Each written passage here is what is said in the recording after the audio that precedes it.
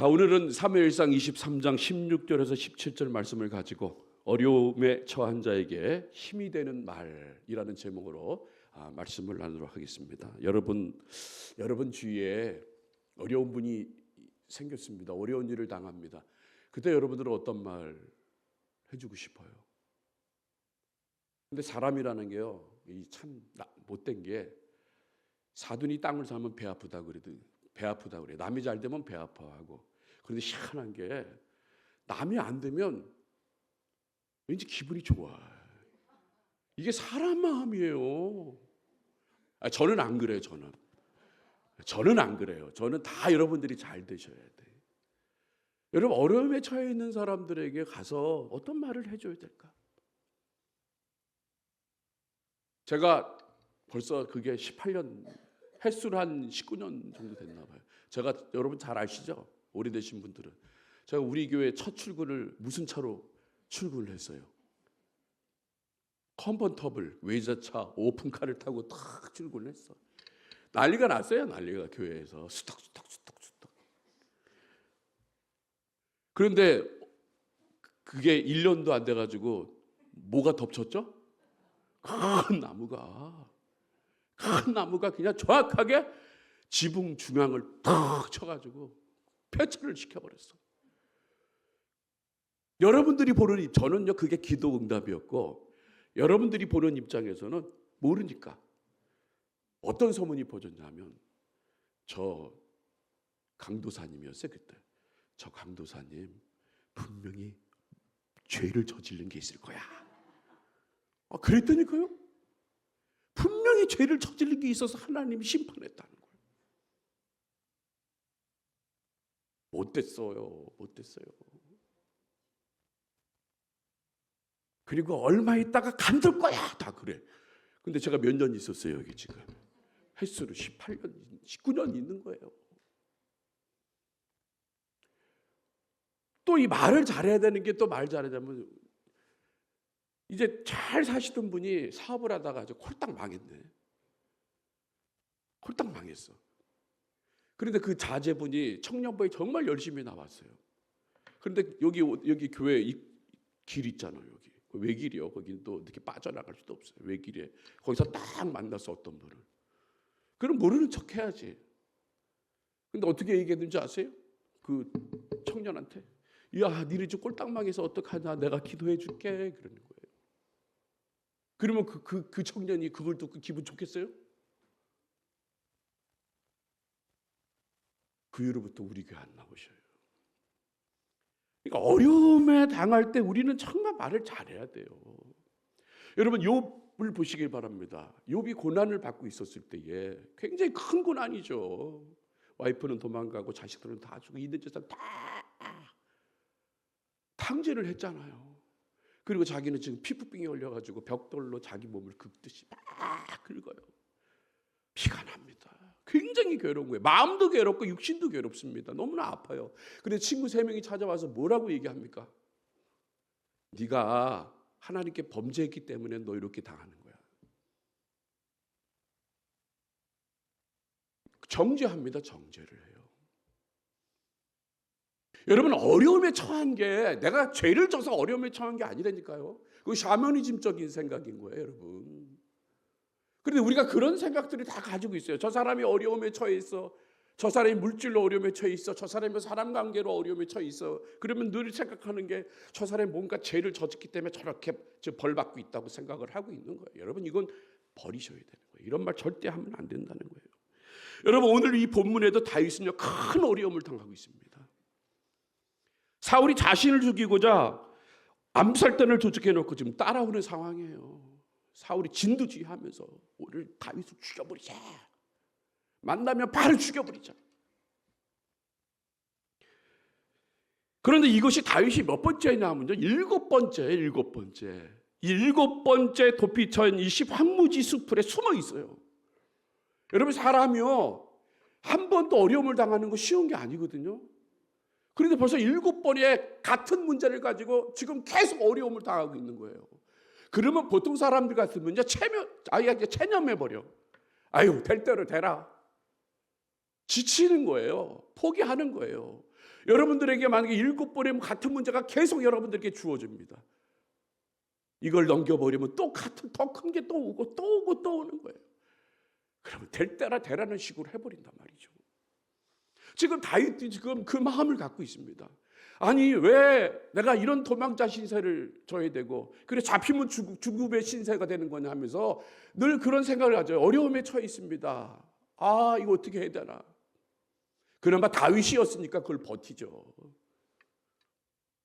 그때 누가 찾아오냐면 바로 요나단이 찾아오는 거예요. 그 요나단이 찾아와가지고 그에게 힘을 주는 거예요. 힘내어주는 말. 그게 바로 어떻게 합니까? 16절 말씀을 한번 다시 한번 읽어보도록 하겠습니다. 16절입니다. 시작. 사울의 아들 요나단이 일어나 수풀에 들어가서 다윗에게서 이르러 그로 하나님을 힘있게 의지하게 하였는데, 자 여기 보세요. 하나님을 힘있게 의지하라고 하는 거예요. 이 하나님을 힘있게 의지하라는 건 뭐냐면요, 야 하나님을 믿으려면 단단히 믿어라. 하나님을 믿어라. 끝까지 믿어라. 바로 이런 말을 하는 거예요, 여러분. 여러분 믿음이라는 건요 계속적으로 내 안에 생성이 돼야 돼요. 의심하지 말아야 돼요. 하나님께서 다윗에게 한 그 약속을 다윗은 잊어버리지 않은 거예요. 왜요? 그게 믿음이기 때문에. 상황과 어려움이 우리에게 온다 할지라도요, 환경이 어려움이 온다 할지라도요 흔들리지 않은 이유가 뭔지 아세요? 하나님께서 언젠가 나를 끄집어내 주실 것이다. 어려움 속을 이기게 하실 것이다. 그걸 마음속에 갖고 있었어요. 지금 고민하고 있는 상황에도 그런 마음을 갖고 있는 조금이나마 지금 불씨라도 가지고 있어요. 그런데 그때 요나단이 와가지고 얘기하는 거예요. 하나님을 믿어라. 하나님을 의지해라. 야 여러분 이것보다 더 큰 힘되는 말이 어디 있어요? 야 쌤통이다. 임마 너 좀 있으면 사울에서 너 죽여. 쌤통이다. 쌤통이 아유 잘 됐어. 잃어봐요. 그러지 않아요. 힘있게 믿어라. 하나님을 믿으려면 끝까지 믿어라. 이렇게 고백하고 있는. 그래서 하나님을 향한 믿음이 있으면요 그 어디나 하늘나라가 되는 거예요. 평안이 오는 거고 감사가 넘치는 거예요. 여러분 의부증 들어보셨어요? 의처증 들어보셨어요? 몰라 여기에는 그런 분들이 안 계셔요. 그런데 의부증 가지고 있는 사람 뭔지 아세요? 의처증 가지고 있는 사람 뭔지 아세요? 의심하는 거예요. 누구를 의심합니까? 의처증은 와이프를 의심하는 거고 의부증은 남편을 의심하는 거예요. 그 의심 안 해도요. 그런 뭐라 그래나 그 바람을 핀다 그러나? 그래 바람을 안 펴도요. 만약에 그런 증상이 있다고 하면요. 그냥 그게 다 상상이 현실이 돼 버려. 굉장히 무서운 겁니다. 여러분 그런 집이 그런 가정이 천국이 되겠습니까? 행복해지겠습니까? 아니에요. 그런 가정은요 지옥과 같다는 거예요. 마찬가지로 우리가 하나님과 우리 관계 속에서 하나님을 향한 믿음, 절대적인 믿음이 흔들려져 버리면요 그때부터 지옥의 연속이 되고 그때부터 신앙이 무너지기 시작한다는 거예요. 그러므로 우리는 어떻게 합니까? 의심하지 말아야 돼요. 여러분 믿으려면 어떻게 믿으라고요? 단단히 믿어야 돼요. 끝까지 믿어야 된다는 거예요. 하나님은요 여러분들을 향한 그 손은 포기하지 않으셔요. 여러분을 계속 붙잡고 계셔요. 의로운 오른손으로 여러분을 붙잡고 계셔요. 그런데 뭐가 여러분 그걸 놓습니까? 바로 우리 자신이 뭘 때문에? 의심하기 때문에. 왜 하나님 왜 이런 상황을 계속 나에게 허락하십니까? 좀 피할 길을 주세요. 그렇게 발버둥 치다가 결국 안 되니까 어떻게 해요? 에라 모르겠다 하면서 하나님을 손을 놓고 세상으로 나가버려요.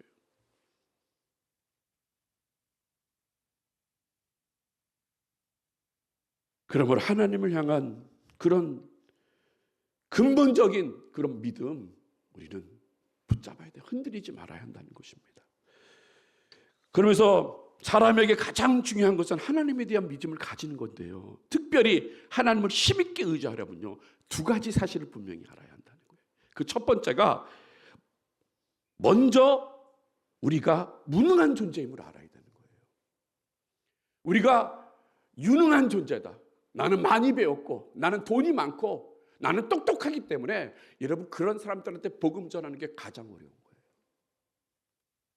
나는 완전 무능한 사람입니다. 나는 아무것도 할 수 없습니다. 라고 하는 사람이 미움이 들어가는 거란 말이에요. 왜 그럴까요? 낮은 골짜기에 물이 고이는 것처럼 하나님의 은혜의 물이 고이려면요, 자신이 무능한 존재임을 깨달을 때 하나님의 능력이 나타나는 거예요. 그럴 때 약할 때 강함 되게 만들어 주시는 거란 말이에요.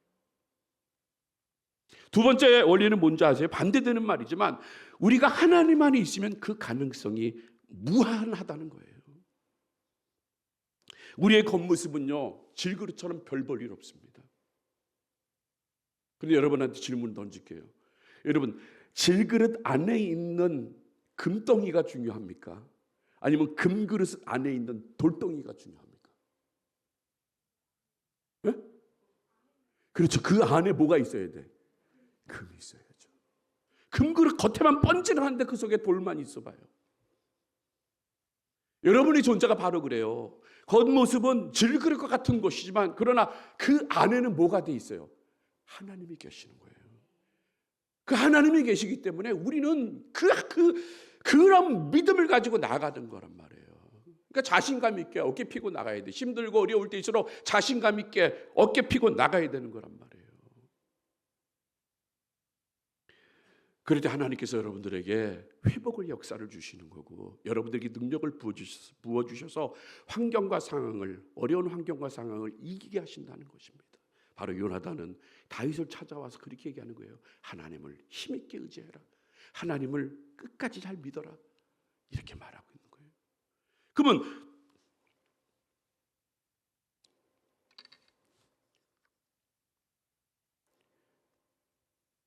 그렇기 때문에 우리 꼭 기억해야 될 게 바로 그거예요. 뭔지 아세요? 시편 23편 4절과 5절 말씀을 한번 우리 봉독해 보도록 하겠습니다.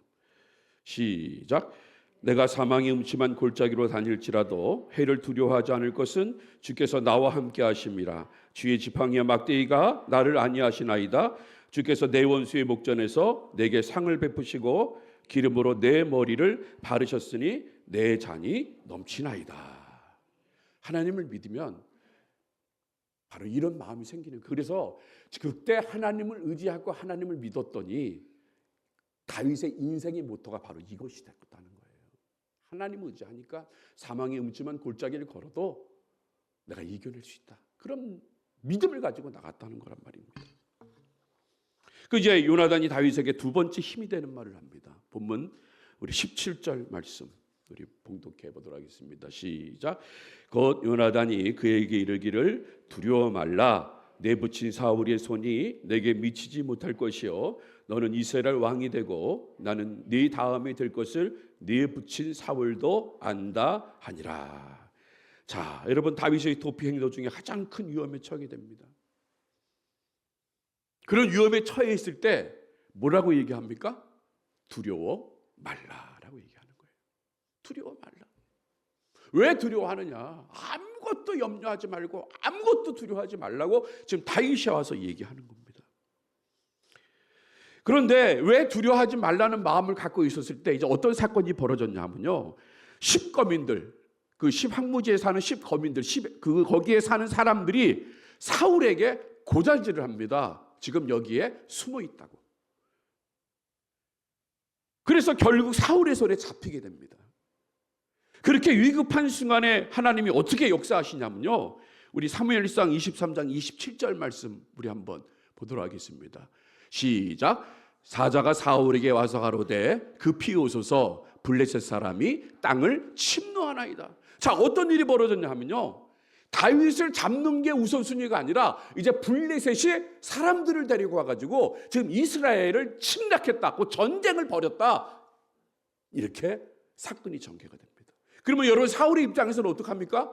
다윗을 죽여야 되는데, 그런데 만약에 다윗을 죽여야 되는데 다윗을 죽이는 그 시간에 블레셋 사람들이 이스라엘 쳐들어와서 이스라엘을 점령할까 봐 그것이 무서워가지고 이제 어떻게 해요? 이제 그곳으로 가게 되는 거예요.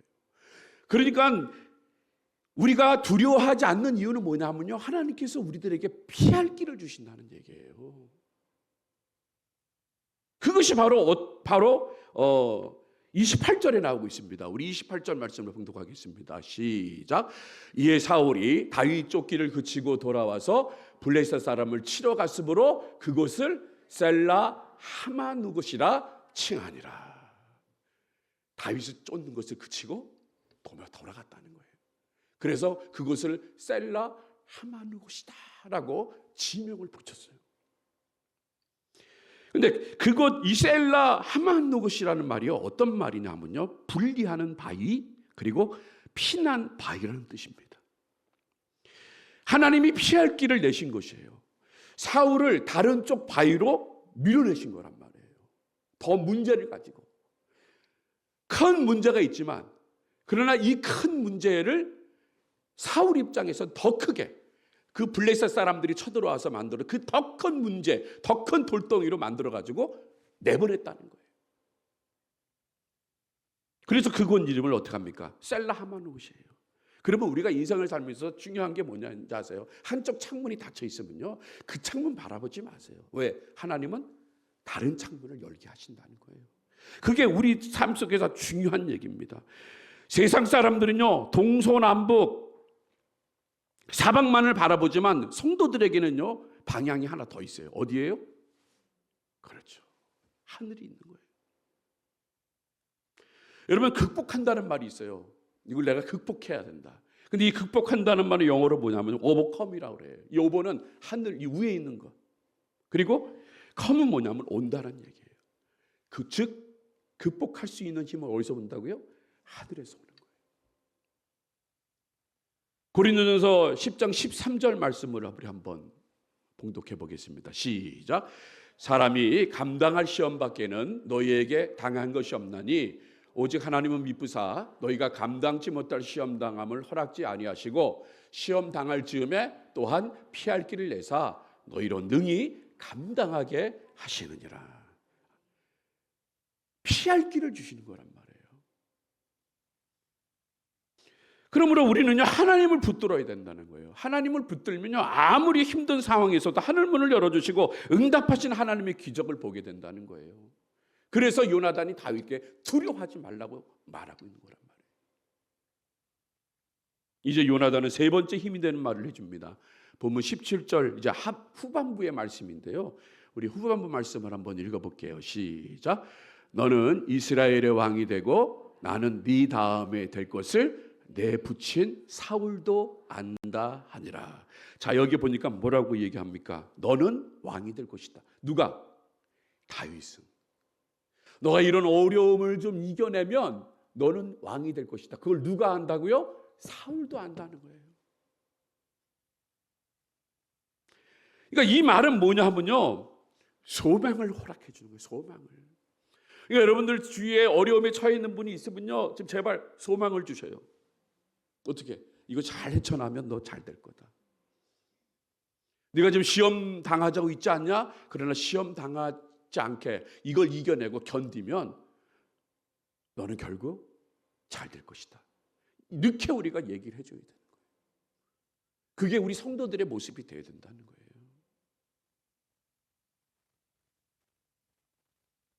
지금 다윗은요, 아무리 봐도 소망이 없습니다. 부족한 것이 너무 많습니다. 그렇지만 살아계신 하나님을 믿기 때문에요, 다윗은 소망을 가지고 있다는 거예요. 마찬가지로 우리도 그렇다는 거예요. 여러분, 우리가 보면요, 우리 정말 뭐 내놓을 게 뭐가 있어요.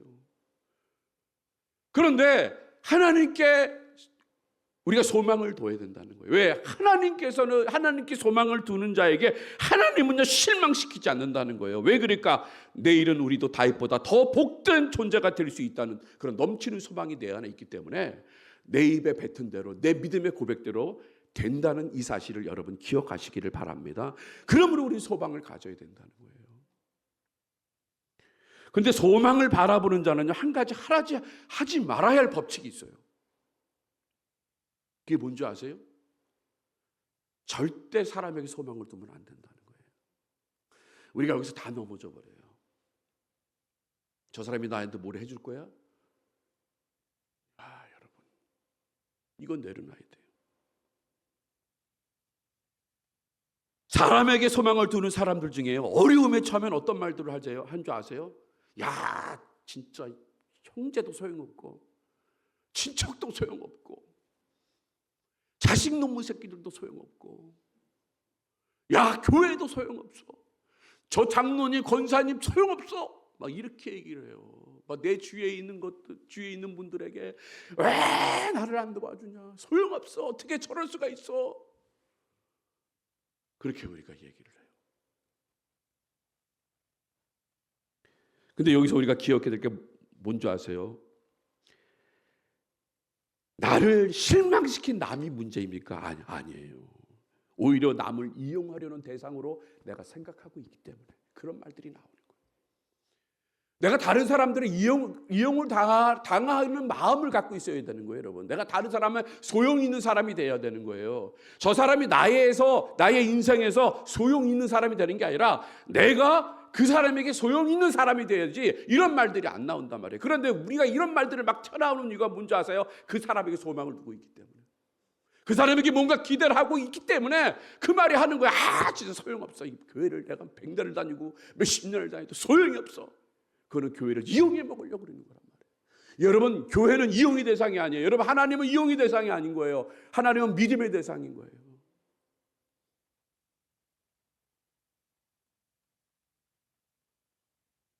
그러므로 우리 입속에서 어떻게 합니까? 형제가 나를 외면해도 나는 형제가 좋다고 말을 해야 된다는 거예요. 나는 우리 의제교가 좋아. 나는 우리 성도님들이 너무 좋아. 왜? 저분들이 웃어줄 때 나는 행복하고, 저분들이 은혜 받을 때 나는 기뻐. 여러분, 이런 이 고백들이 우리 삶 속에서 나와야 되는 거란 말이에요. 그래서 그 사람들을 위해서 우리 끊임없이 칭찬을 하고 격려를 해줘야 된다는 거예요. 내가 그래야 된다는 거예요. 내가.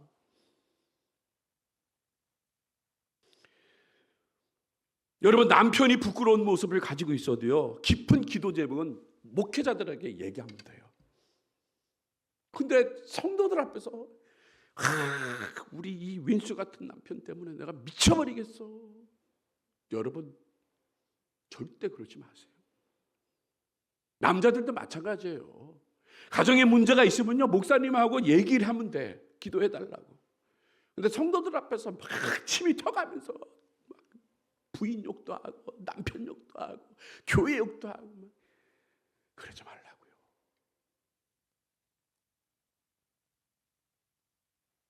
어떤 부부가 20년 살다가 헤어졌습니다. 그동안 서로 끈끈한 사랑을 나누면서 잘 살던 사람이었는데 잠시의 갈등을 견디지 못하고 남편과 헤어진 후 만나는 사람마다 말합니다. 그놈 나쁜 놈이야. 그놈 윈수야. 그놈 철천지 윈수고. 내가 믿은 내가 잘못이야. 여러분, 그러면 누가 비참해지는 줄 아세요? 그 말한 당사자가 비참해지는 거예요.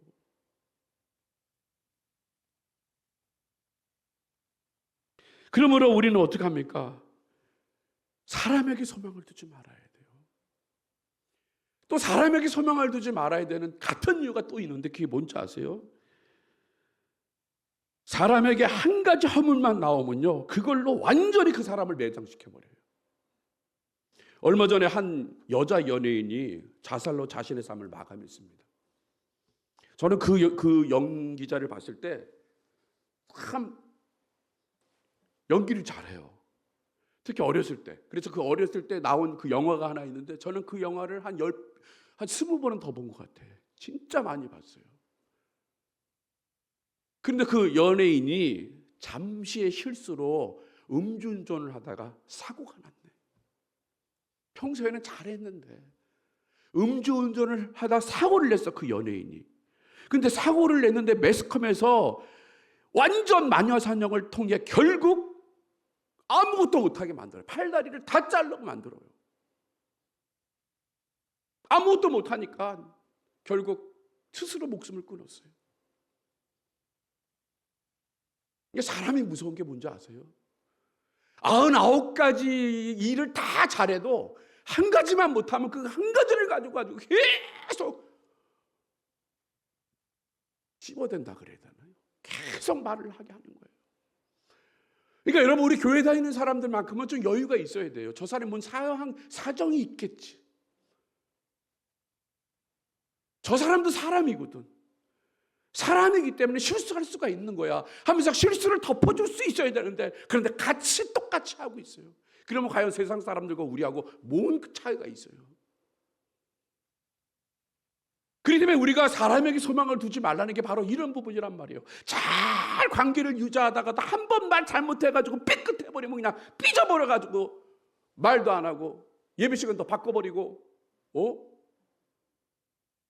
그러지 말자는 거란 말이에요. 그러지 말자는 거. 다 어떻게 해요? 용서해주고 배려해주고 품어주는 게 우리 그리스도인이지. 왜 그러냐면 여러분들을 그렇게 하나님이 품어주고 용서해줬기 때문에 오늘 이 자리에 여러분들이 앉아서 하나님 앞에 예배드리는 거지. 만약에 하나님께서 그렇게 하지 않으신다고 하면 여기에 앉아있을 사람들이 누가 있냐는 거예요. 저도요, 새벽마다 화장실 거울을 봐요. 거울을 보면서 나를 어떻게 봅니다. 야, 네가 뭔데 오늘 수요 예배 나가서 네가 설교를 할 수 있느냐? 그러면 거기서 또 나오는 게 뭔지 아세요? 야, 이게 다 하나님의 은혜다. 하나님의 은혜를 네가 받았기 때문에 네가 이 자리에 있는 거지. 네가 하나님의 은혜를 받지 않고 네가 어떻게 설교를 할 수 있고 네가 어떻게 목사가 될 수 있고, 그리고 하나님의 용서하심이 있었기 때문에 네가 지금 주의 일을 하는 거지. 그러면서 자기의 죄를 치는 거예요. 그러면 또 얼마나 감사한지, 또 뭐가 생겨요? 힘이 생기는 거란 말이에요. 힘이. 사람들은요, 99가지를 다 잘해도 그 한 가지를 가지고 막 질타를 하고 힐난을 하고 욕을 한다 할지라도요, 우리 하나님께서는 그러지 않으시는 거예요. 우리 하나님은요, 우리에게 99가지 실수가 있음에도 불구하고 그 한 가지 장점을 보시고 99가지 실수를 덮어주시는 분이 바로 우리 하나님이시라는 거예요. 그 하나님이 지금 여러분을 붙잡고 계시는 거란 말이에요. 그러므로 사랑하는 성도 여러분, 우리의 소망은 누구에게 있다고요? 하나님께 있는 거란 말이에요. 하나님께 소망을 두면요, 우리 미래는 하나님이 책임져 주시는 거란 말이에요. 걱정하지 마세요. 여러분 인생 걱정하지 마세요. 여러분 자녀들, 여러분 손주들 걱정하지 마세요. 왜? 하나님께 소망을 두는 자는 하나님께서 책임져 주시기 때문에. 내 주위에 있는 분이 나를 괴롭게 하고 속상하게 하더라도 하나님의 섭리를 믿고 하나님을 더 찾고 찾으면 하나님께서는 반드시 좋은 길을 열어주실 것입니다. 그러므로 행복의 원인을 사람에게 있다는 환상을 버려야 합니다. 행복의 원인은 오직 하나님께만 있다는 거예요. 그러므로 우리에게 어려운 일이 있어 우리를 힘들게 하되 여러분 절망하지 마시길 바랍니다. 이제 여러분 연습하세요. 여러분 말을 좋은 말로 연습하시길 바랍니다. 여러분 주위에 만약 어려움에 처해 있는 분이 계시면 이렇게 고백하시기를 바랍니다. 하나님을 의지하시기를 바랍니다. 그리고 하나님을 의지해서 지금 처한 상황이 두려워하지 말고 하나님께 소망을 두라는 말을 하시기를 바랍니다. 여러분 따라하세요. 하나님을 의지하시기를 바랍니다. 옆 사람 한번 쳐다보고 얘기하세요. 하나님을 의지하시기를 바랍니다. 두려워하지 마시기를 바랍니다. 하나님께 소망을 두시기를 바랍니다. 저도 여러분들에게 말씀드립니다. 지금 여러분이 어려움이 있습니까? 여러분 하나님을 의지하시기를 바랍니다. 그리고 두려워하지 마시고 잘 견디고 인내하시기 바랍니다. 사람 바라보지 말고 하나님께 소망을 두시기를 바랍니다.